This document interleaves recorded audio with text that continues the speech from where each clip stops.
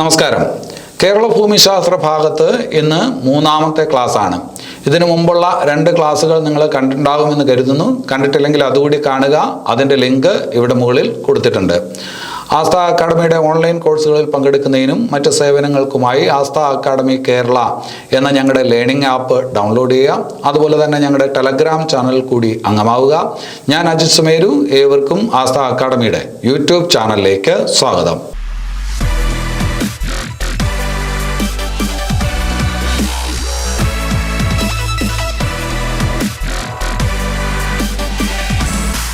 കഴിഞ്ഞ ക്ലാസ്സിൽ നമ്മൾ പഠിച്ചു പശ്ചിമഘട്ടം 6 സംസ്ഥാനങ്ങളിലൂടെയും 2 കേന്ദ്രഭരണ പ്രദേശങ്ങളിലൂടെയും കടന്നു പോകുന്നു. ഏതാണ്ട് 1600 കിലോമീറ്റർ കടന്നു പോകുന്നു എന്ന് പറഞ്ഞു അല്ലേ.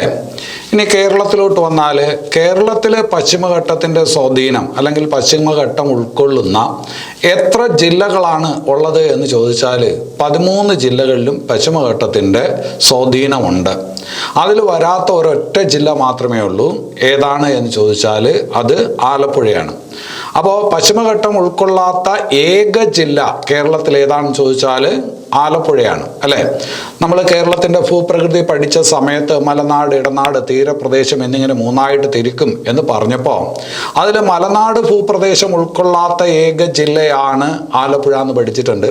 അല്ലാതെ വേറെ രീതിയിൽ കൂടി പഠിച്ചിട്ടുണ്ട്. തീരപ്രദേശ ഭൂപ്രകൃതി ഏറ്റവും കൂടുതൽ ഉൾക്കൊള്ളുന്ന കേരളത്തിലെ ജില്ലയാണ് ആലപ്പുഴ എന്നും പഠിച്ചു അല്ലേ.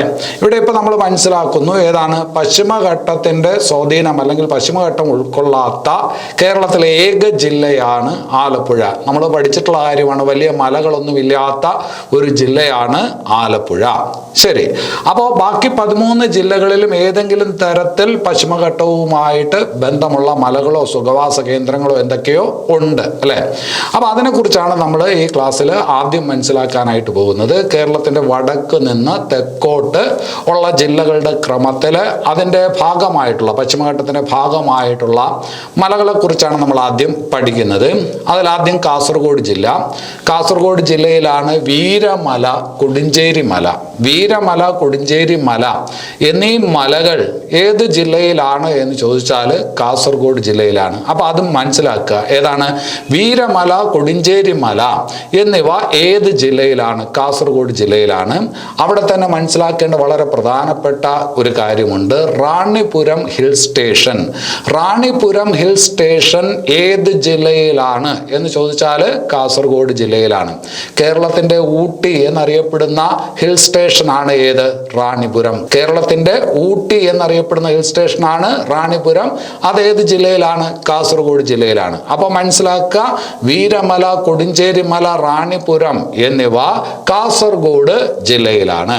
ഇനി അത് കഴിഞ്ഞിട്ട് കണ്ണൂർ ജില്ലയിലോട്ട് വരുമ്പോൾ വളരെ പ്രധാനപ്പെട്ടത് പൈതൽ മല, പാലുകാച്ചി മല, പുരുളിമല എന്നിവ ഏത് ജില്ലയിലാണ്?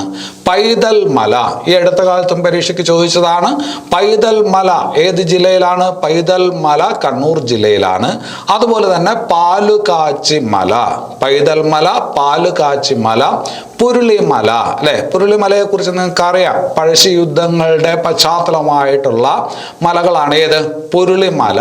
അപ്പോൾ പൈതൽ മല, പാലുകാച്ചി മല, പുരുളിമല എന്നിവ ഏത് ജില്ലയിലാണെന്ന് ചോദിച്ചാൽ കണ്ണൂർ ജില്ലയിലാണ്. അതിൽ പൈതൽ മലയെ നമ്മൾ പറയും കണ്ണൂരിൻ്റെ ഊട്ടി.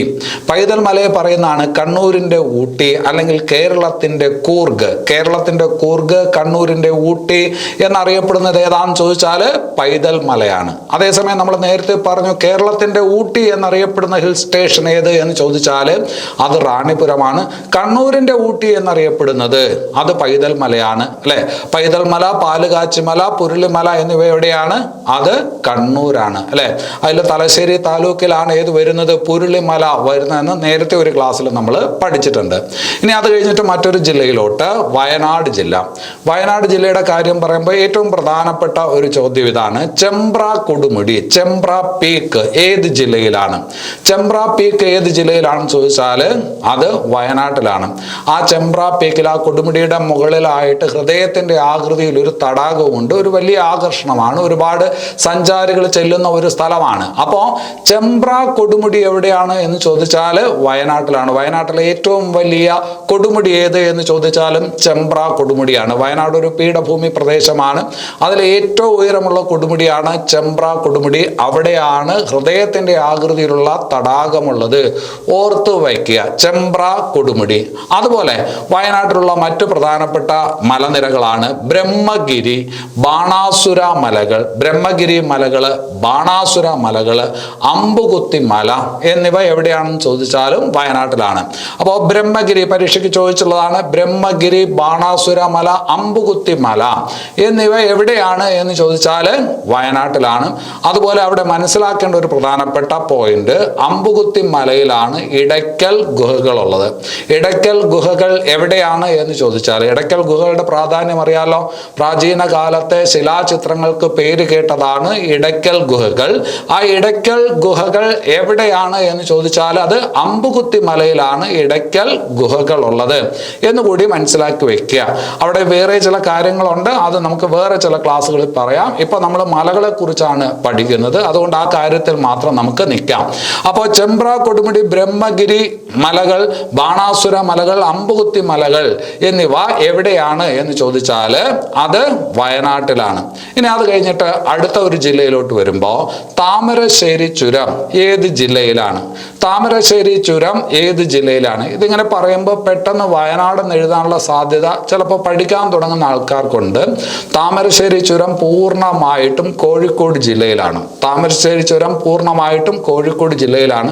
താമരശ്ശേരി ചുരവുമായിട്ട് അടുത്ത് ബന്ധപ്പെട്ടിരിക്കുന്ന ഒരു വെള്ളച്ചാട്ടമുണ്ട്, തുഷാരഗിരി വെള്ളച്ചാട്ടം. താമരശ്ശേരി ചുരത്തിലോട്ട് പോകുമ്പോൾ, ആ ചുരം കയറുമ്പോൾ അതിൻ്റെ ഭാഗത്തായിട്ടുള്ള ഒരു വെള്ളച്ചാട്ടമാണ് ഏത്? തുഷാരഗിരി വെള്ളച്ചാട്ടം എന്നുകൂടി ഓർക്കുക. താമരശ്ശേരി ചുരം പൂർണ്ണമായിട്ടും കോഴിക്കോട് ജില്ലയിലാണ്. അതുപോലെ തന്നെ വെള്ളരിമല, വെള്ളരിമല ഏത് ജില്ലയിലെന്ന് ചോദിച്ചാൽ അതും കോഴിക്കോടാണ്. അപ്പോൾ താമരശ്ശേരി ചുരം, വെള്ളരിമല എന്നിവ ഏത് ജില്ലയിലാണ്? കോഴിക്കോട് ജില്ലയിലാണ്. ഇനി അത് കഴിഞ്ഞിട്ട് വളരെ പ്രധാനപ്പെട്ടതാണ്, ഈ അടുത്ത കാലത്തും പരീക്ഷയ്ക്ക് ചോദിച്ചതാണ്, വാവുൽ മല.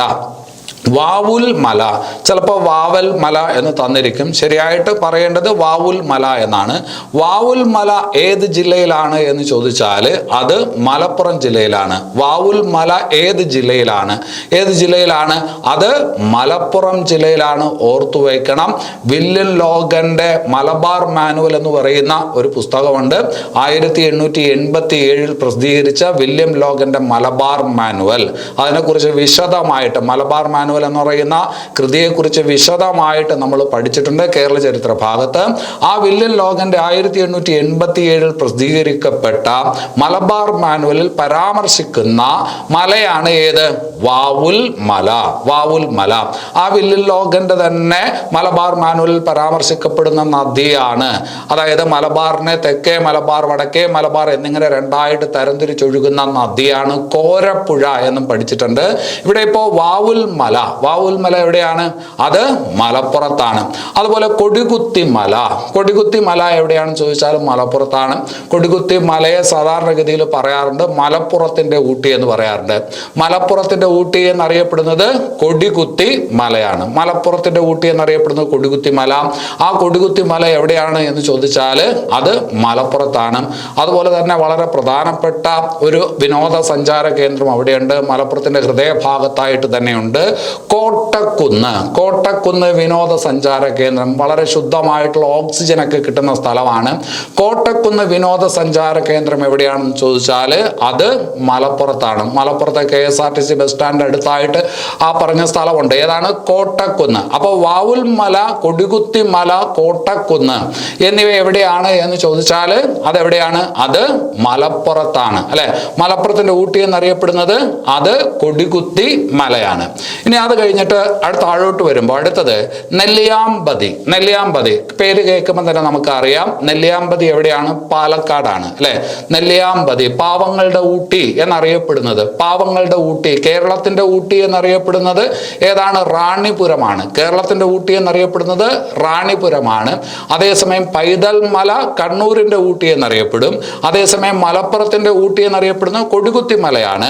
അതേസമയം പാവങ്ങളുടെ ഊട്ടി എന്നറിയപ്പെടുന്നത് നെല്ലിയാമ്പതിയാണ്. നെല്ലിയാമ്പതി ഏത് ജില്ലയിലാണ്? അത് പാലക്കാട് ജില്ലയിലാണ്.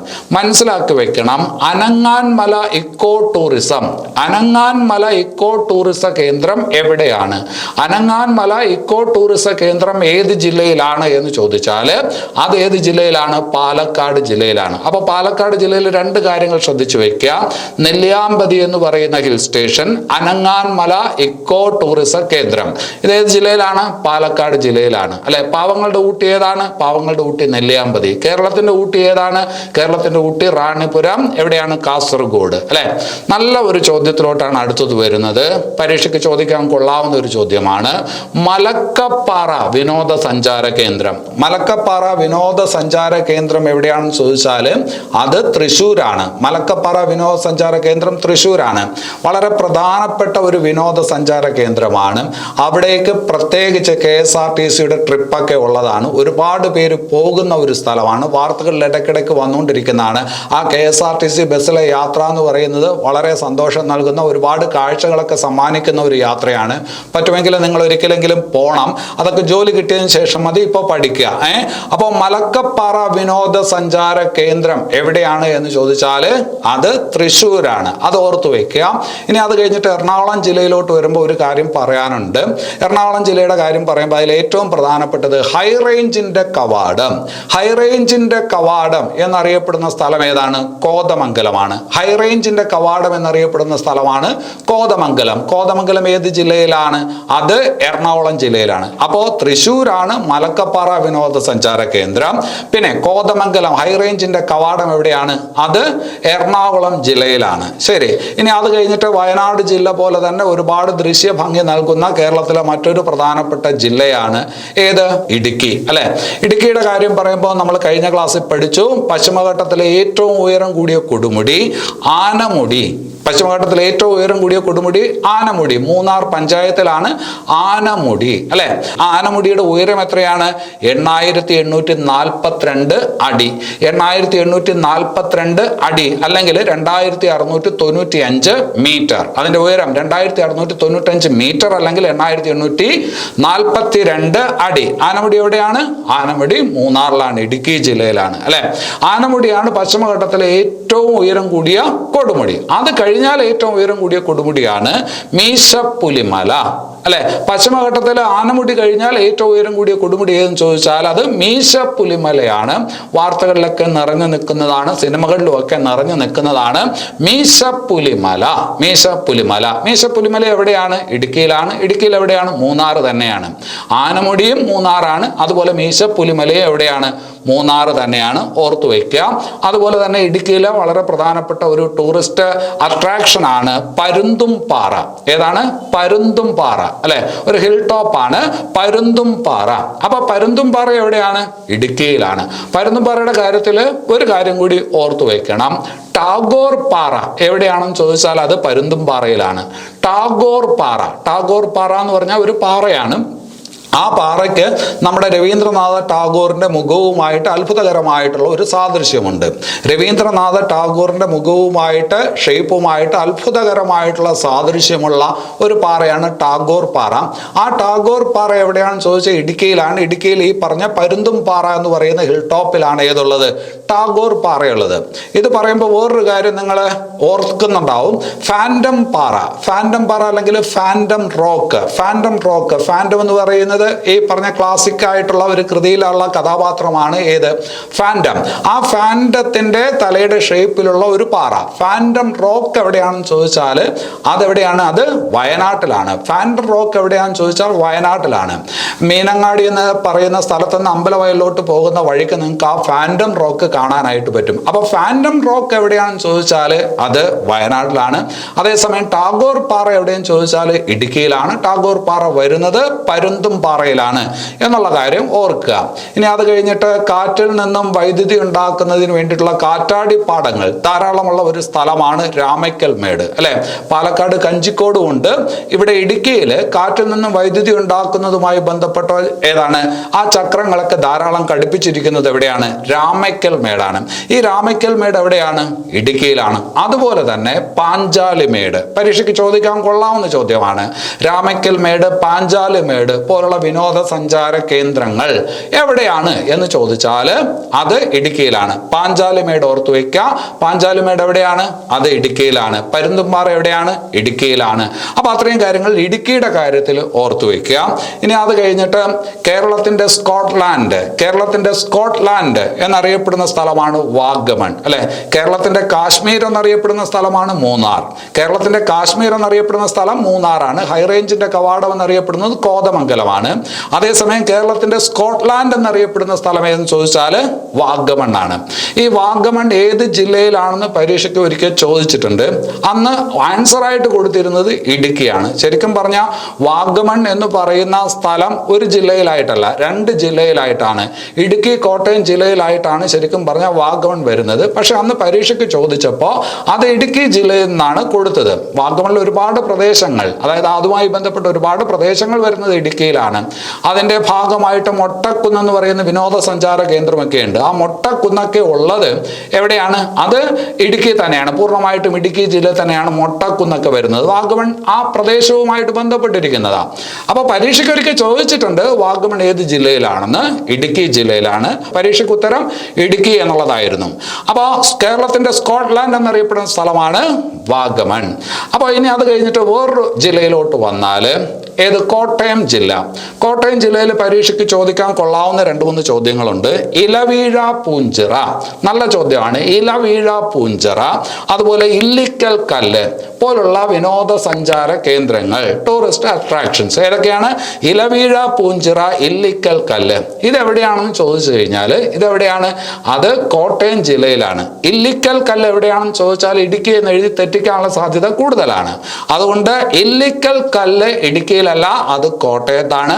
ഇലവീഴ പൂഞ്ചിറ എവിടെയാണ്? അത് കോട്ടയത്താണ്. ഇടുക്കിയുടെ ബോർഡറിലായിട്ട് വരും. കോട്ടയത്താണ് ഇലവീഴ പൂഞ്ചിറ, ഇല്ലിക്കൽ കല്ല് പോലുള്ള വിനോദസഞ്ചാര കേന്ദ്രങ്ങൾ. ഇനി അത് കഴിഞ്ഞിട്ട് പത്തനംതിട്ടയിലോട്ട് വന്നാൽ നിങ്ങൾ കേട്ടിട്ടുണ്ടായിരിക്കും ഗവി ഇക്കോ ടൂറിസ കേന്ദ്രം. ഗവി ടൂറിസ കേന്ദ്രം ഏതാണ്? ഗവി, അല്ലെ? ആ പേരിലൊരു സിനിമ തന്നെ നിങ്ങൾ കണ്ടിട്ടുണ്ട്, ഗവി. അതുപോലെ തന്നെ അടവി ഇക്കോ ടൂറിസ കേന്ദ്രം, ഗവി ഇക്കോ ടൂറിസ കേന്ദ്രം, അതുപോലെ അടവി ഇക്കോ ടൂറിസ കേന്ദ്രം. കുട്ടവഞ്ചി സവാരിക്കൊക്കെ പ്രസിദ്ധമായിട്ടുള്ള ഒരു ടൂറിസ്റ്റ് കേന്ദ്രമാണ് അടവി. ഞാനിപ്പോൾ നിങ്ങളോട് സംസാരിച്ചു കൊണ്ടിരിക്കുന്നത് ഈ ജില്ലയിൽ നിന്നാണ്, പത്തനംതിട്ട ജില്ലയിൽ നിന്നാണ്. അപ്പോൾ ഗവി, അടവി പോലുള്ള ഇക്കോ ടൂറിസം കേന്ദ്രങ്ങൾ ഉള്ളത് ഏത് ജില്ലയിലാണെന്ന് ചോദിച്ചാൽ പത്തനംതിട്ട ജില്ലയിലാണ്. നല്ല ശുദ്ധവായുവൊക്കെ കിട്ടുന്ന ജില്ലയാണ്. സന്ദർശിക്കാൻ വേണ്ടി പത്തനംതിട്ട നിങ്ങൾ തിരഞ്ഞെടുക്കണം. അപ്പോൾ ഗവി, അടവി പോലുള്ള ഇക്കോ ടൂറിസം കേന്ദ്രങ്ങൾ ഉള്ളത് പത്തനംതിട്ട ജില്ലയിലാണ്. അതുപോലെ പത്തനംതിട്ട ജില്ലയിലെ ഒരു വിനോദസഞ്ചാര കേന്ദ്രമാണ് ചരൽക്കുന്ന്. പത്തനംതിട്ട ജില്ലയിലെ ഒരു വിനോദസഞ്ചാര കേന്ദ്രമാണ് ചരൽക്കുന്ന് എന്ന് കൂടി ഓർക്കുക. അപ്പോൾ ഗവി, അടവി, ചരൽക്കുന്ന് പോലുള്ള വിനോദസഞ്ചാര കേന്ദ്രങ്ങൾ ഏത് ജില്ലയിലാണ് എന്ന് ചോദിച്ചാൽ അത് ഏത് ജില്ലയിലാണ്? അത് പത്തനംതിട്ടയിലാണ്. നമ്മൾ പറഞ്ഞു വരുന്നത് പശ്ചിമഘട്ടമാണ്. പശ്ചിമഘട്ടത്തിന്റെ ഭാഗമായിട്ടുള്ള മലനിരകളോ അല്ലെങ്കിൽ അതിന്റെ അടിവാരങ്ങളോ അതുമായി ബന്ധപ്പെട്ടിരിക്കുന്നതായിട്ടുള്ള സ്ഥലങ്ങളാണ് ഇതെല്ലാം. അപ്പോൾ ഗവി, അടവി, ചരൽക്കുന്ന് എന്നിവ പത്തനംതിട്ട ജില്ലയിലാണ്. ഇനി അത് കഴിഞ്ഞിട്ട് കൊല്ലം ജില്ലയിലോട്ട് വരുമ്പോൾ നിങ്ങൾക്കറിയാം തെന്മല ഇക്കോ ടൂറിസം കേന്ദ്രം, അല്ലെ? തെന്മല ഇക്കോ ടൂറിസം കേന്ദ്രം എവിടെയാണ് എന്ന് ചോദിച്ചാൽ നിങ്ങൾക്ക് എല്ലാവർക്കും അറിയാം, അത് കൊല്ലത്താണ്. കഴിഞ്ഞ ക്ലാസ്സിൽ നമ്മൾ പറഞ്ഞു ഇന്ത്യയിലെ തന്നെ ആദ്യത്തെ ബട്ടർഫ്ലൈ പാർക്ക്, ചിത്രശലഭങ്ങളുമായി ബന്ധപ്പെട്ട പാർക്ക്, ഇന്ത്യയിലെ തന്നെ ആദ്യത്തെ ബട്ടർഫ്ലൈ പാർക്ക് വരുന്നതും എവിടെയാണ്? തെന്മലയിലാണ്. അപ്പോൾ അത് ഓർത്തു വയ്ക്കുക. തെന്മല ഇക്കോ ടൂറിസം കേന്ദ്രം എവിടെയാണ് എന്ന് ചോദിച്ചാൽ അത് ഏത് ജില്ലയിലാണ്? കൊല്ലം ജില്ലയിലാണ്. അതുപോലെ ലോകത്തിലെ തന്നെ ഏറ്റവും വലിയ പക്ഷി പ്രതിമ, ലോകത്തിലെ തന്നെ ഏറ്റവും വലിയ പക്ഷി പ്രതിമ അതാണ് ജഡായുവിന്റെ പ്രതിമ. ആ ജഡായു പ്രതിമയും ഏത് ജില്ലയിലാണ്? കൊല്ലം ജില്ലയിലാണ്. കൊല്ലം ജില്ലയിലെ ചടയമംഗലം എന്ന് പറയുന്ന സ്ഥലത്താണ്. നിങ്ങൾ അങ്കമാലിയും കേശവദാസപുരത്തെയും അങ്കമാലിയും തിരുവനന്തപുരത്തെ കേശവദാസപുരത്തെയും തമ്മിൽ ബന്ധിപ്പിക്കുന്ന മെയിൻ സെൻട്രൽ റോഡിലൂടെ, അതായത് സ്റ്റേറ്റ് ഹൈവേ 1 വന്നാൽ റോഡിൽ കൂടി സഞ്ചരിക്കുമ്പോൾ തന്നെ നിങ്ങൾക്ക് വളരെ ഉയരത്തിലുള്ള ഈ പറഞ്ഞ പക്ഷി പ്രതിമ കാണാനായിട്ട് പറ്റും. അപ്പോൾ ജഡായു പ്രതിമ കൊല്ലം ജില്ലയിലാണ്. കൊല്ലം ജില്ലയിൽ ആ സ്ഥലം ഏതാണ്? ചടയമംഗലം. നിങ്ങൾക്ക് അറിയാവുന്ന കാര്യമാണ്. ഇനി അത് കഴിഞ്ഞിട്ട് തിരുവനന്തപുരത്തോട്ട് വന്നാൽ പൊന്മുടി അല്ലെ. പൊന്മുടി എന്ന് പറയുന്ന സുഖവാസ കേന്ദ്രം ഏത് ജില്ലയിലാണ്? നിങ്ങൾക്ക് എല്ലാവർക്കും അറിയാം. പൊന്മുടി എന്ന് പറയുന്നത് എവിടെയാണ്? അത് തിരുവനന്തപുരം ജില്ലയിലാണ്. അതുപോലെ നിങ്ങൾക്ക് അഗസ്ത്യമല അറിയാം അല്ലെ. അഗസ്ത്യമല കഴിഞ്ഞ ക്ലാസ്സിൽ നമ്മൾ പഠിച്ചതാണ്. അഗസ്ത്യമല എന്ന് പറയുന്നത് നമ്മുടെ പശ്ചിമഘട്ടം മൂന്നാറിന്റെ ഭാഗത്ത് വരുമ്പോൾ, അതായത് ആനമുടിയിലെത്തുമ്പോൾ 3 വശങ്ങളിലായിട്ട് ചിതറുന്നു എന്ന് പറഞ്ഞു. അതിന്റെ തെക്കോട്ടുള്ള എക്സ്റ്റൻഷൻ ആണ് ഏത്? ഏലം മല, കാർഡമം ഹിൽസ് എന്ന് പറഞ്ഞു. ആ കാർഡമം ഹിൽസിലെ ഉയരം കൂടിയ കൊടുമുടിയാണ് അഗസ്ത്യമല എന്ന് പറഞ്ഞു അല്ലെ. ഈ അഗസ്ത്യമല എന്ന് പറഞ്ഞാൽ അത് തിരുവനന്തപുരം, കൊല്ലം, അതുപോലെ തന്നെ തമിഴ്നാട്ടിലെ ചില പ്രദേശങ്ങൾ അവിടോട്ട് ഇങ്ങനെ വ്യാപിച്ചു കിടക്കുന്ന ഒരു പ്രദേശമാണ്. അവിടെ ഒരു പ്രധാനപ്പെട്ട ഒരു ടൂറിസ്റ്റ് കേന്ദ്രമുണ്ട്, അല്ലെങ്കിൽ അവിടെ ഒരു തീർത്ഥാടന കേന്ദ്രമുണ്ട്, അഗസ്ത്യാർകൂടം. അഗസ്ത്യമല പൊതുവിൽ പറയുന്നതാണ്. അവിടെ ഒരു സ്പെസിഫിക് ആയിട്ടുള്ള ഒരു സ്പോട്ട് ഉണ്ട്. ഏതാണ്? അഗസ്ത്യാർകൂടം. അവിടെ ആൾക്കാർ പോകാറുണ്ട്. ആ തീർത്ഥാടന കേന്ദ്രം ഏത് ജില്ലയിലാണെന്ന് ചോദിച്ചാൽ അത് ഏത് ജില്ലയിലാണ്? അത് തിരുവനന്തപുരം ജില്ലയിലാണ്. തിരുവനന്തപുരം ജില്ലയിലെ നെടുമങ്ങാട് താലൂക്കിലാണ് അഗസ്ത്യാർകൂടം. അഗസ്ത്യമല എന്ന് പറയുന്നത് പൊതുവിലാണ്. അത് ഒരു ജില്ലയിലായിട്ട് പറയാനായിട്ട് പറ്റൂല. തിരുവനന്തപുരം, കൊല്ലം, പിന്നെ അത് കഴിഞ്ഞിട്ട് തമിഴ്നാട്ടിലെ തിരുനെൽവേലി ഭാഗത്തായിട്ടൊക്കെ വ്യാപിച്ചു കിടക്കുന്നതാണ്. അതേസമയം അഗസ്ത്യാർകൂടം എവിടെയെന്നാണ് ചോദിക്കുന്നതെങ്കിൽ അത് തിരുവനന്തപുരം ജില്ലയിൽ നെടുമങ്ങാട് താലൂക്കിലാണ് എന്ന് മനസ്സിലാക്കി വെക്കുക. ഇനി വേറൊരു മല കൂടി അവിടെ ഉണ്ട്, മൂക്കുന്നിമല. എൻ്റെ വീട്ടിനടുത്തായിട്ട് വരുന്ന ഒരു മലയാണ്. തിരുവനന്തപുരത്ത് എൻ്റെ വീട്ടിനടുത്തായിട്ട് വരുന്ന ഒരു മലയാണ് മൂക്കുന്നിമല. ഏത് മല? മൂക്കുന്നിമല. പട്ടാളക്കാർക്കൊക്കെ റൈഫിൾ പരിശീലനത്തിനായിട്ട് കൊണ്ടുവരുന്ന സ്ഥലമാണ്. ഒരുപാട് പാറകളൊക്കെ പൊട്ടിച്ചു എടുക്കുന്ന ഒരു സാഹചര്യത്തിൽ നശിച്ചു വരുന്ന, അല്ലെങ്കിൽ പലതരത്തിലുള്ള ഭീഷണി ഉണ്ടാക്കിക്കൊണ്ടിരിക്കുന്ന ഒരു മല കൂടിയാണ് മൂക്കുന്നിമല.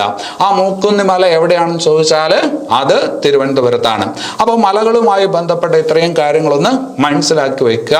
കേൾക്കാൻ എളുപ്പമാണ്, പക്ഷെ ഇതിനകത്തുള്ള ചില കാര്യങ്ങളൊക്കെ ചോദിച്ചു കഴിഞ്ഞാൽ അങ്ങോട്ടും ഇങ്ങോട്ടും തിരിഞ്ഞു പോകും. അപ്പോൾ ഇത് കാണാതെ പഠിക്കേണ്ട ഉത്തരവാദിത്വം നിങ്ങൾക്കാണ്, അല്ലാതെ എനിക്ക് കാണാതെ പഠിപ്പിക്കാനായിട്ട് പറ്റൂല. ഇപ്പോൾ വീരമല എവിടെയാണ്? കൊടുഞ്ചേരി മല എവിടെയാണ്? വീരമല കാസർഗോഡാണ്, കൊടുഞ്ചേരി മല കാസർഗോഡാണ്. അങ്ങനെ പഠിപ്പിക്കുന്ന ഒരു സാഹചര്യം വന്നാൽ നമുക്കിത് തീർക്കാനായിട്ട് പറ്റില്ല. ഒരു വലിയ ടോപ്പിക്കാണ് നമുക്ക് തീർക്കേണ്ടത്. അപ്പോൾ അത് തീർക്കാനായിട്ട് പറ്റത്തില്ല. അപ്പോൾ പഠിക്കേണ്ട കാര്യങ്ങളുടെ ഒരു സ്കെച്ചാണ് നിങ്ങൾക്ക് തന്നുകൊണ്ടിരിക്കുന്നത്. ഈ ക്രമത്തിൽ നിങ്ങൾ പഠിച്ചു പോയാൽ സിലബസിനകത്ത് പറയുന്ന എല്ലാ കാര്യങ്ങളും കവർ ചെയ്യാനായിട്ട് പറ്റും. പഠിക്കുന്നതിന് ഒരു എളുപ്പം ഉണ്ടാവും. അപ്പോൾ അതിൻ്റെ ഒരു റൂട്ടാണ് നമ്മൾ ഈ ക്ലാസ്സിനകത്തൂടെ തരുന്നത്. അപ്പോൾ അത് കാണാതെ പഠിക്കാനായിട്ട് ശ്രമിക്കുക. ഒന്നുകൂടി കേൾക്കുക, അല്ലെങ്കിൽ എഴുതിയെടുത്ത് 2-3 തവണ വായിക്കുക. അല്ലെങ്കിൽ നിങ്ങളുടെ റാങ്ക് ഫയലൊക്കെ ഇതുണ്ട്, അത് അതിൻ്റെതായ രീതിയിൽ എന്ത് ചെയ്യുക? വായിച്ച് മനസ്സിലാക്കുക. ഇനി നമുക്ക് വേറൊരു ഭാഗത്തോട്ട് വരണം. ചുരങ്ങൾ അല്ലെ. പശ്ചിമഘട്ടത്തിൽ ചുരങ്ങളുണ്ടെന്ന് പറഞ്ഞു. പശ്ചിമഘട്ടം പൊതുവെ എങ്ങനെയുള്ളതാണ്? പൊതുവെ തുടർച്ചയായിട്ടുള്ള പർവ്വതനിരകളാണ് എങ്കിലും അവിടെയും എന്തുണ്ട്? ചുരങ്ങളുണ്ട്. അതിൽ ഏറ്റവും വലിയ ചുരമാണ് പാലക്കാടൻ ചുരമെന്ന് പറഞ്ഞു. പാലക്കാടൻ ചുരം നമുക്കറിയാവുന്ന കാര്യമാണ്, കഴിഞ്ഞ ക്ലാസ്സിലും പഠിച്ചതാണ്. പാലക്കാടൻ ചുരം എന്ന് പറയുന്നത് കേരളത്തിലെ പാലക്കാടിനെ തമിഴ്നാട്ടിലെ കോയമ്പത്തൂരുമായിട്ട് ബന്ധിപ്പിക്കുന്നു. പാലക്കാടൻ ചുരം കോയമ്പത്തൂരിനെ പാലക്കാടുമായി ബന്ധിപ്പിക്കുന്നു. വേറെ രീതിയിൽ പറഞ്ഞാൽ കൊച്ചിയെ കോയമ്പത്തൂരുമായി ബന്ധിപ്പിക്കുന്നു എന്ന് വേണമെങ്കിലും പറയാം അല്ലെ. അതുവഴി പോകുന്ന ഒരു ദേശീയപാതയുണ്ട്. ആ ദേശീയപാതയാണ് NH 544. പാലക്കാടൻ ചുരത്തിലൂടെ പോകുന്ന ദേശീയപാത എന്ന് ചോദിച്ചാൽ നാഷണൽ ഹൈവേ 544 നമ്പർ പഠിക്കണം, വളരെ പ്രധാനപ്പെട്ടതാണ്. പാലക്കാട് ചുരത്തിലൂടെ കടന്നു പോകുന്ന ദേശീയപാത NH 544. ഈ പറഞ്ഞ NH 544 അത് കടന്നു പോകുമ്പോൾ അവിടെ ഒരു തുരങ്കം കൂടി ഉണ്ടെന്ന് മനസ്സിലാക്കുക. പാലക്കാടൻ ചുരത്തിലല്ല, അതിന് വളരെ മുമ്പ് ഒരു തുരങ്കമുണ്ട്. ഈ അടുത്ത കാലത്തായിട്ട് ഓപ്പൺ ചെയ്തതാണ്. വാർത്തയിൽ ഒരുപാട് തവണ വന്ന തുരങ്കമാണ് കുതിരാൻ തുരങ്കം. കുതിരാൻ തുരങ്കം എന്ന് പറയുന്നത് പാലക്കാടിനെയും തൃശ്ശൂരിനെയും തമ്മിൽ പെട്ടെന്ന് ബന്ധിപ്പിക്കാൻ വേണ്ടിയിട്ട് പണിത ഒരു തുരങ്കമാണ്. മണ്ണിനടിയിലൂടെ പണിത ഒരു തുരങ്കമാണ് കുതിരാൻ തുരങ്കം. കുതിരാൻ തുരങ്കം ശരിക്കും തൃശ്ശൂർ ജില്ലയിലാണ്. രണ്ടിനെയും തമ്മിൽ ബന്ധിപ്പിക്കാനാണ്, തൃശ്ശൂർ ജില്ലയിലാണ്. അപ്പോൾ കുതിരാൻ തുരങ്കം എവിടെയെന്ന് ചോദിച്ചാൽ തൃശ്ശൂരാണ്. ഈ കുതിരാൻ തുരങ്കം ചുരം ഏത് ദേശീയപാതയിലാണെന്ന് ചോദിച്ചാൽ NH 544 ഓർത്തു വയ്ക്കുക. കുതിരാൻ തുരങ്കം വളരെ പ്രാധാന്യമുണ്ട്. NH 544 കുതിരാൻ തുരങ്കം വരുന്നത് അല്ലെ. അപ്പൊ പാലക്കാടൻ ചുരത്തെ കുറിച്ച് നിങ്ങൾക്ക് അറിയാം. പാലക്കാട് ചുരത്തിലൂടെ ഒഴുകുന്ന നദി എന്ന് ചോദിച്ചാലോ, പാലക്കാട് എന്ന് കേൾക്കുമ്പോൾ മനസ്സിനകത്തോട്ട് ഒരു നദിയാണ് വരുന്നത്, ഭാരതപ്പുഴ. പാലക്കാട് ചുരത്തിലൂടെ ഒഴുകുന്ന നദി എന്ന് ചോദിച്ചാൽ ഏതാണ്? ഭാരതപ്പുഴ. ശരി, അപ്പൊ അത്രയും കാര്യങ്ങൾ അവിടെ ഓർക്കുക. ഇനി അത് കഴിഞ്ഞിട്ട് താമരശ്ശേരി ചുരം നമ്മൾ മനസ്സിലാക്കിയതാണ്. താമരശ്ശേരി ചുരം കോഴിക്കോട് ജില്ലയിലാണ് അല്ലെ. താമരശ്ശേരി ചുരത്തിന്റെ പ്രാധാന്യം എന്താണ്? കോഴിക്കോടിനെ വയനാടുമായി ബന്ധിപ്പിക്കുന്നു അല്ലെ. വയനാട് വളരെ ഉയരത്തിൽ ഇരിക്കുന്ന സ്ഥലമാണ് അല്ലെ. നമ്മൾ ഈ ഉയരം എന്ന് പറയുന്നത് സമുദ്രനിരപ്പിൽ നിന്നുള്ള ഉയരമാണ്. നമ്മൾ കഴിഞ്ഞ ക്ലാസ്സിനകത്ത് മലനാടിന്റെ ഉയരം, അതുപോലെ ഇടനാടിന്റെ ഉയരം, അതുപോലെ തീരപ്രദേശത്തിന്റെ ഉയരം എന്ന് പറയുമ്പോൾ ആ ഉയരം എന്ന് പറയുന്നത് സമുദ്രനിരപ്പിൽ നിന്നുള്ള ഉയരമാണ്. സമുദ്രനിരപ്പിൽ നിന്ന് 75 മീറ്ററിൽ അധികം ഉയരമുണ്ട് മലനാടിന്, അല്ലെങ്കിൽ 250 അടിയിൽ കൂടുതൽ ഉയരമുണ്ട് മലനാടിന്. ആ ഒരു അർത്ഥത്തിൽ വേണം എടുക്കാൻ. ഞാൻ കഴിഞ്ഞ ക്ലാസ്സിൽ സമുദ്രനിരപ്പിൽ നിന്നുള്ള ഉയരം എന്നുള്ള വാക്ക് ചേർത്തില്ല, അതൊരു പിശകാണ്. അപ്പൊ അത് നിങ്ങൾക്ക് മനസ്സിലായിട്ടുണ്ടാവും എന്ന് കരുതുന്നു. അപ്പോൾ താമരശ്ശേരി ചുരം എന്ന് പറയുന്നത് കോഴിക്കോടിനെ ഏതുമായി ബന്ധിപ്പിക്കുന്നു? വയനാടുമായിട്ട് ബന്ധിപ്പിക്കുന്നു. വയനാടുമായിട്ട് അല്ലെങ്കിൽ മൈസൂറുമായിട്ട് ബന്ധിപ്പിക്കുന്നു അല്ലെ. അതിലൂടെ കടന്നു പോകുന്ന ദേശീയ പാതയുണ്ട് NH 766. താമരശ്ശേരി ചുരത്തിലൂടെ കടന്നു പോകുന്ന ദേശീയ പാതയാണ് NH 766. താമരശ്ശേരി ചുരത്തിലൂടെ കടന്നു പോകുന്ന ദേശീയ പാതയാണ് NH 766. അത് കോഴിക്കോടിനെ മൈസൂരുമായി ബന്ധിപ്പിക്കുന്നു. അപ്പൊ പല വിധത്തിൽ ചോദ്യം ചോദിക്കും. കോഴിക്കോടിനെ വയനാടുമായി ബന്ധിപ്പിക്കുന്ന ദേശീയ പാത, കോഴിക്കോടിനെ വയനാടുമായി ബന്ധിപ്പിക്കുന്ന ചുരം എന്ന് ചോദിച്ചാൽ ഏത് പറയാം? താമരശ്ശേരി ചുരം എന്ന് പറയാം. വേറെ രീതിയിൽ എങ്ങനെ പറയാം? കോഴിക്കോടിനെ മൈസൂറുമായി ബന്ധിപ്പിക്കുന്ന ചുരം എന്ന് വേണമെങ്കിലും ചോദിക്കാം. ഏതാണ്? താമരശ്ശേരി ചുരം. താമരശ്ശേരി ചുരം. ആ താമരശ്ശേരി ചുരത്തിന്റെ നിർമ്മാണത്തിന് സഹായിച്ച ഒരു ആദിവാസി ഗോത്രവർഗ നേതാവുണ്ട്. ആ നേതാവിനെ പിന്നീട് ബ്രിട്ടീഷുകാർ കൊന്നുകളഞ്ഞു എന്നാണ് പറയുന്നത്. ആ നേതാവിന്റെ പേര് പരീക്ഷയ്ക്ക് ചോദിച്ചിട്ടുണ്ട്, കരിന്തണ്ടൻ. ആരുടെ പേരെന്താണ്? കരിന്തണ്ടൻ അല്ലെ.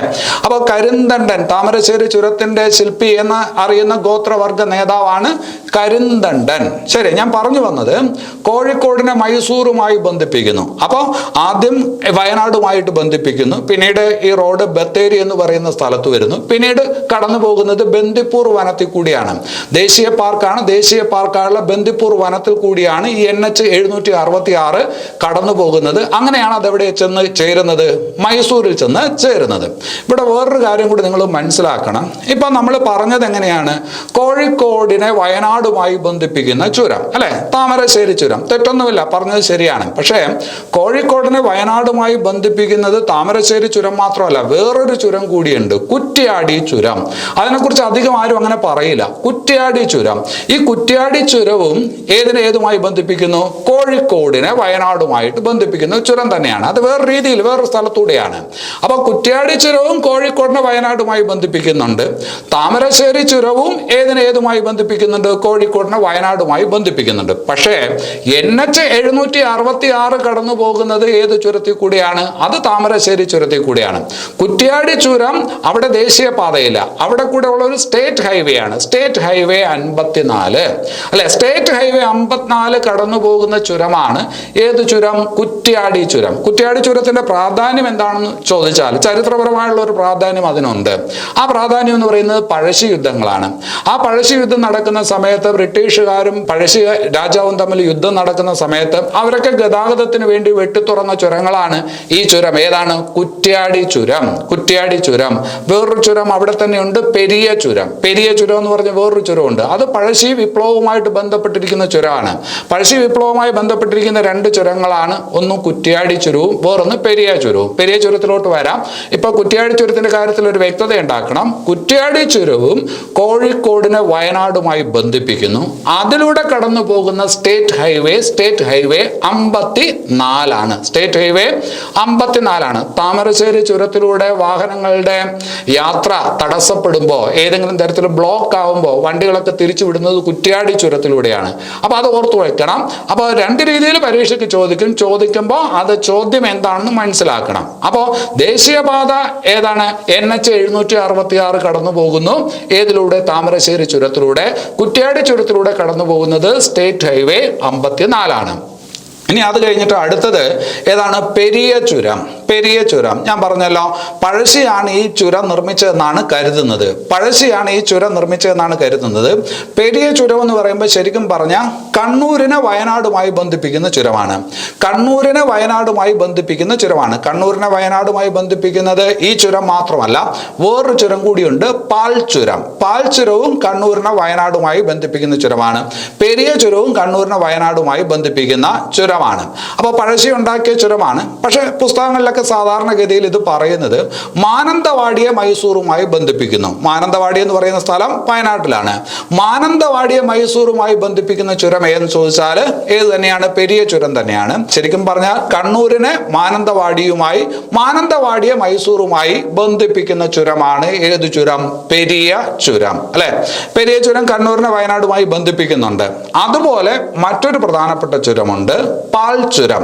പാൽ ചുരം. പാൽ ചുരം എന്ന് പറയുന്നത് കണ്ണൂരിലെ കൊട്ടിയൂരിനെ വയനാടുമായി ബന്ധിപ്പിക്കുന്ന ചുരമാണ്. കണ്ണൂരിലെ കൊട്ടിയൂരിനെ വയനാടുമായി ബന്ധിപ്പിക്കുന്ന ചുരമാണ് പാൽ ചുരം. പെരിയ ചുരം എന്ന് പറയുന്നത് തലശ്ശേരിയെ മാനന്തവാടിയുമായും മാനന്തവാടിയെ മൈസൂറുമായും ബന്ധിപ്പിക്കുന്ന ചുരമാണെന്ന് പറയാം. പക്ഷേ കണ്ണൂരിലെ കൊട്ടിയൂരിനെ വയനാടുമായി ബന്ധിപ്പിക്കുന്ന ചുരമാണ് ഏത് ചുരം? പാൽ ചുരം എന്നുകൂടി മനസ്സിലാക്കി വയ്ക്കുക. ഇനി അത് കഴിഞ്ഞിട്ട് വേറൊരു ചുരമുണ്ട്, നാടുകാണി ചുരം, അല്ലെ? ഇതുമായി ബന്ധപ്പെട്ട് നിങ്ങൾ പാട്ടുകളൊക്കെ കേട്ടിട്ടുണ്ട്. നാടുകാണി ചുരം. നാടുകാണി ചുരം മലപ്പുറത്തിനെ ഗൂഡല്ലൂരുമായി ബന്ധിപ്പിക്കുന്നു. ഗൂഡല്ലൂർ എന്ന് പറയുന്ന സ്ഥലം എവിടെയാണ്? ഗൂഡല്ലൂർ എന്ന് പറയുന്ന സ്ഥലം തമിഴ്നാട്ടിലാണ്. മലപ്പുറത്ത് നിലമ്പൂർ എന്ന് പറയുന്ന ഒരു സ്ഥലമുണ്ട്. നിലമ്പൂർ കഴിഞ്ഞ് കുറച്ചുകൂടി മുമ്പോട്ട് പോകുമ്പോൾ വഴിക്കടവ് എന്ന് പറയുന്ന ഒരു സ്ഥലമുണ്ട്. ആ വഴിക്കടവിനെ ഏതുമായി ബന്ധിപ്പിക്കുന്നു? ഗൂഡല്ലൂരുമായിട്ട് ബന്ധിപ്പിക്കുന്ന ചുരമാണ് നാടുകാണി ചുരം. അപ്പൊ നമ്മൾ പറയും മലപ്പുറത്തിനെ ഏതുമായി ബന്ധിപ്പിക്കുന്നു? വഴിക്കടവ് എന്ന് പറയുന്നത് മലപ്പുറത്താണ്.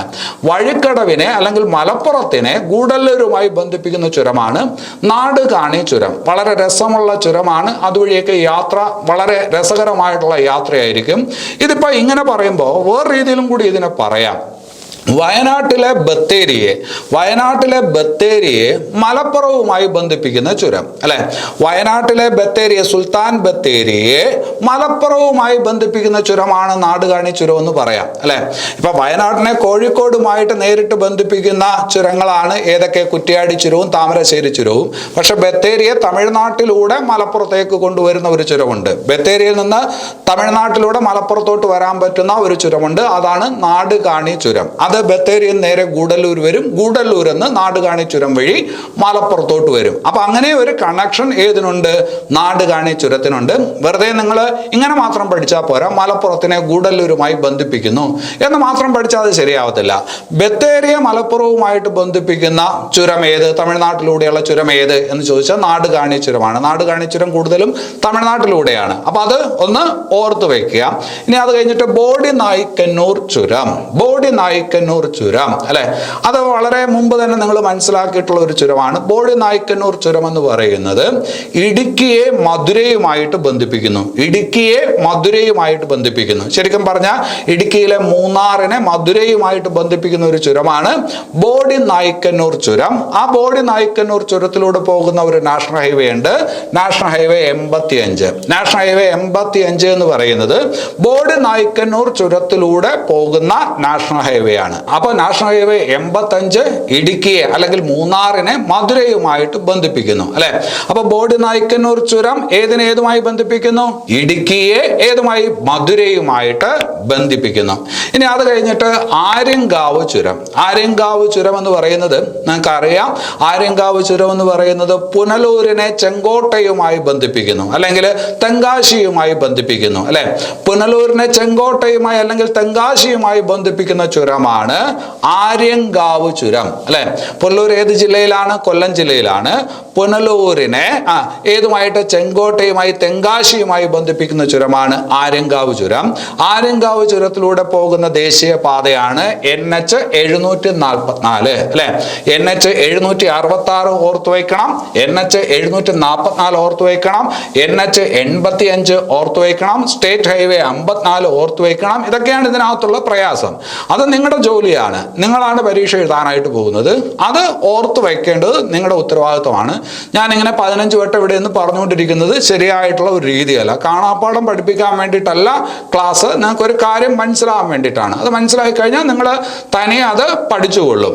അപ്പോൾ NH 744 ഏതിലൂടെ കടന്നു പോകുന്നു? ആര്യങ്കാവ് ചുരത്തിലൂടെ കടന്നു പോകുന്നു. ഇനി അത് കഴിഞ്ഞിട്ട് വേറൊരു ചുരം, അരുവാമൊഴി ചുരം. ഏതാണ്? അരുവാമൊഴി ചുരം അല്ലെ? കേരളത്തിന്റെ ഏറ്റവും തെക്കേ അറ്റത്തുള്ള ചുരം. കേരളത്തിന്റെ ഏറ്റവും തെക്കേ അറ്റത്തുള്ള ചുരം ഏതെന്ന് ചോദിച്ചാൽ അരുവാമൊഴി ചുരമാണ്. അരുവാമൊഴി ചുരം അതെങ്ങനെയാണ് പറയാറുള്ളത്? തിരുവനന്തപുരത്തെ തിരുനെൽവേലിയുമായി ബന്ധിപ്പിക്കുന്നു. തിരുവനന്തപുരത്തെ തിരുനെൽവേലിയുമായി ബന്ധിപ്പിക്കുന്നു. കുറച്ചുകൂടി കൃത്യമായിട്ട് പറഞ്ഞാൽ കന്യാകുമാരിയെ തിരുനെൽവേലിയുമായി ബന്ധിപ്പിക്കുന്നു അല്ലെ? കന്യാകുമാരി തമിഴ്നാട്ടിലാണ്, തിരുനെൽവേലിയും തമിഴ്നാട്ടിലാണ്. പക്ഷെ തിരുവനന്തപുരത്ത് നിന്ന് പോകുമ്പോൾ കന്യാകുമാരി ചെന്ന് അവിടെ നിന്ന് തിരുനെൽവേലിയിലോട്ട് പോകുന്നത് ഈ പറഞ്ഞ അരുവാമൊഴി ചുരത്തിലൂടെയാണ്. അപ്പൊ അതുകൊണ്ട് തിരുവനന്തപുരത്തെ തിരുനെൽവേലിയുമായി ബന്ധിപ്പിക്കുന്നു, അല്ലെങ്കിൽ കന്യാകുമാരിയെ തിരുനെൽവേലിയുമായി ബന്ധിപ്പിക്കുന്ന ചുരമാണ് ഏത്? അരുവാമൊഴി ചുരം അല്ലെ? തിരുവനന്തപുരം എന്ന് പറയുമ്പോൾ കേരളത്തിന്റെ ഏറ്റവും തെക്കേ അറ്റമായി. അപ്പോൾ കേരളത്തിന്റെ ഏറ്റവും തെക്കേ അറ്റത്തുള്ള ചുരം ഏത് എന്ന് ചോദിച്ചാൽ അതേതാണ്? അരുവാമൊഴി ചുരമാണ്. അപ്പൊ ഇന്നത്തെ ക്ലാസ്സിനകത്ത് നമ്മൾ പഠിക്കാനായിട്ട് ഉദ്ദേശിച്ചത്, ആദ്യത്തെ ക്ലാസ്സിൽ നമ്മൾ ഭൂപ്രകൃതിയെ കുറിച്ച് ഏതാണ്ട് കാര്യങ്ങൾ പറഞ്ഞു. അത് ഏതാണ്ട് മനസ്സിലാക്കിയതിന് ശേഷം പശ്ചിമഘട്ടത്തെ കുറിച്ച് മനസ്സിലാക്കി. ആ പശ്ചിമഘട്ടവുമായി ബന്ധപ്പെട്ടിരിക്കുന്ന മലകളെ കുറിച്ചും അതിനകത്തുള്ള ചുരങ്ങളെ കുറിച്ചുമാണ് ഇന്നത്തെ ക്ലാസ്സിനകത്ത് നമ്മൾ പഠിച്ചത്. ഇനി നമുക്ക് കേരളത്തിലെ നദികളെ കുറിച്ചാണ് പഠിക്കേണ്ടത്. അത് അടുത്ത ക്ലാസ്സിൽ പഠിച്ച് തുടങ്ങാം. അപ്പൊ ഈ ക്ലാസ്സുകൾ കൃത്യമായിട്ട് അതിന്റെ ക്രമത്തിൽ നിങ്ങൾ കാണുന്നുവെങ്കിൽ തീർച്ചയായിട്ടും അത് പഠിക്കാൻ വളരെ എളുപ്പമായിരിക്കും. പഠിക്കുന്നതിന് ഒരു റൂട്ടുണ്ട്, ആ റൂട്ടിൽ കൂടെ തന്നെ പോകണം, അല്ലെങ്കിൽ ഇരട്ടി ജോലിയാണ്. അപ്പൊ ആ റൂട്ടിലൂടെയാണ് നമ്മൾ പോയിക്കൊണ്ടിരിക്കുന്നത്. ഇവിടെ നടക്കുന്ന എല്ലാ ക്ലാസ്സും ആ ഒരു രീതിയിൽ തന്നെയാണ് ഡിസൈൻ ചെയ്തിരിക്കുന്നത്. അതിനൊരു എഫർട്ട് ഉണ്ട്. ആ എഫർട്ട് നിങ്ങൾ മനസ്സിലാക്കുന്നുണ്ട് എങ്കിൽ, ഈ ക്ലാസ് നിങ്ങൾക്ക് ഇഷ്ടപ്പെട്ടുവെങ്കിൽ മാത്രം ലൈക്ക് ചെയ്യാനായിട്ട് ശ്രമിക്കാൻ. നിങ്ങൾക്ക് വളരെ ബുദ്ധിമുട്ടുള്ള കാര്യമാണ് എങ്കിലും ശ്രമിച്ചു നോക്കുക, ചിലപ്പോൾ ലൈക്ക് ചെയ്യാൻ പറ്റിയേക്കും.